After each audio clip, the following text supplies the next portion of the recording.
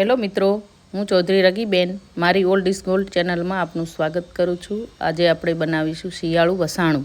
આજે આપણે શિયાળું વસાણું બનાવીએ છીએ। તો એમાં મેં 500 ગ્રામ ગુંદ લીધો છે, 500 ગ્રામ ટોપરાનું છીણ લીધું છે, 500 ગ્રામ બદામ લીધી છે, 100 ગ્રામ સૂંઠ પાવડર, 100 ગ્રામ ગંઠોડા પાવડર અને 100 ગ્રામ મગજતરીના બીજ છે અને જરૂર મુજબ ખસખસ નાખી છે। એમાં એને બધું મિક્સ કરી લેવાનું અને એની સાથે 1 કિલો ગોળનો પા હું બનાવું છું ઘીમાં। એ સરસ પીગળી જાય એટલે એમાં નાખી અને મિક્સ કરી દેવાનું। હવે આપણે ગોળનો પાયો મિક્સ કરી લઈશું।